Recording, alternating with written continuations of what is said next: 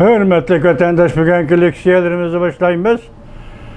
Leksiyada size Hacı Washington'da sözdeyimiz. Bugünkü sağa 5. ayın 27. günü hürmetli vatandaş.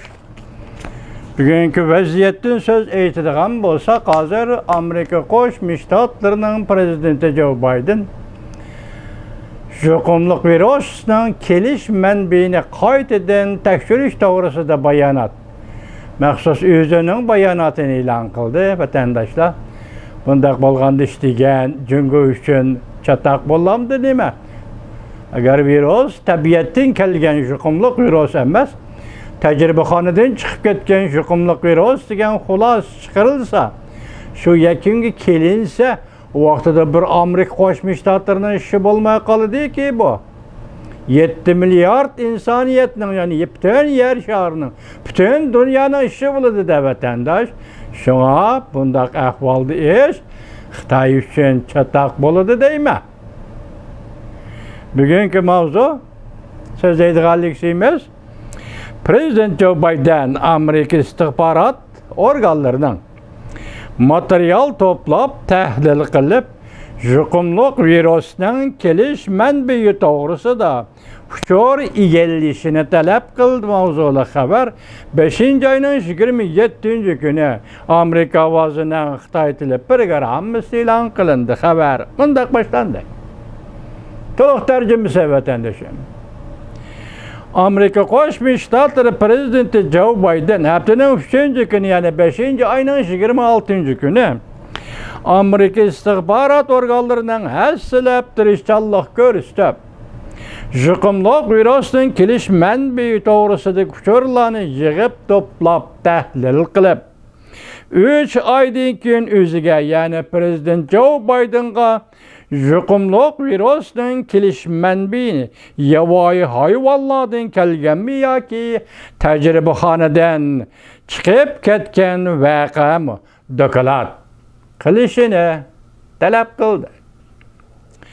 Prezident Joe Biden yana davlatlik tajribaxonalarning va boshqa hukumat organlarining, istixborot organlarining tirishchanligiga yordam berishini talab qildi. Prezident Joe Biden bundaq ko'rsatdi: Amerika butun dunyodagi o'xshash fikrdagi sheriklari bilan birlikda jungoning xalqaro tekshirish qatnashishiga haydakchilik qiladi.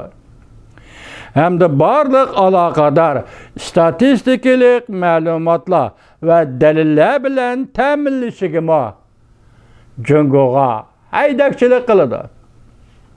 Butun tarjima Prezident Biden'ning koronavirusining boshlanish manbaini tekshirish to'g'risidagi bayonoti.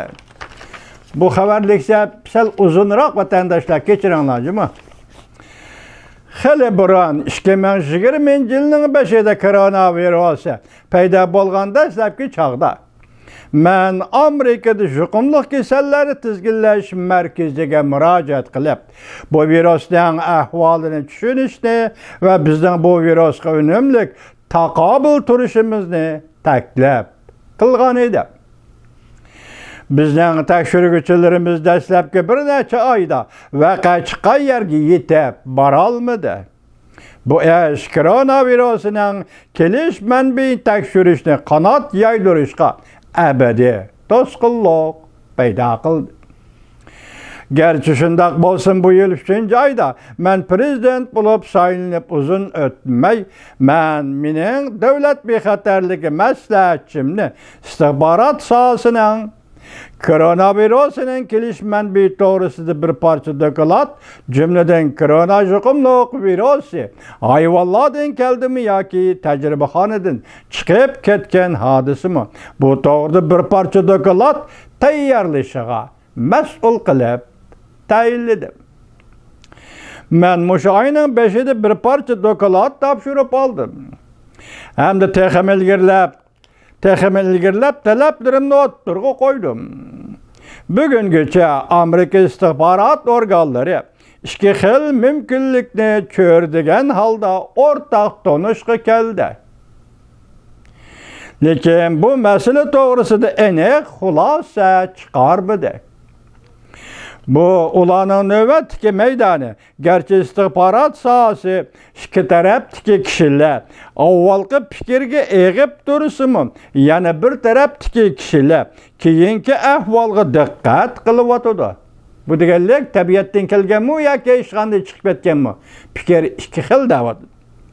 Diqqat qilyotdi. Har tarafning ishinish dardisi tuvan yoki o'rta darajalik. Ularning orasida ko'pchilik kishilar qaysi ahvol yana bir ahvoldan mumkinroq deb xulosa chiqarishga yetarli kuch yo'q deb hisoblaydi. Sel uzunroq diqqat qilaman vatandaş. Men hozir istixborot organlarining tirishchanlik ko'rsatib, ushur to'plab tahlil qilib, bizni texmi aniq xulos chiqaradigan bir uchurga yaqinlashtirishini va 90 kundan keyin menga doklad qilishini talab qildim.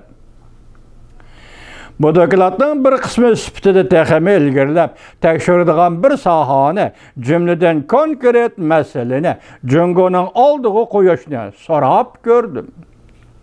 Men yana bizning davlatlik tajriba xonalarimizning, hukumat organlarimizning bu xizmatga qatnashishni, istixborot sohasining tirishchanligini kuchaytirishga yordam berishini talab qildim. Men istixborot sohasining o'zining xizmatlarini davlat majlisiga tushuntirishini talab qildim.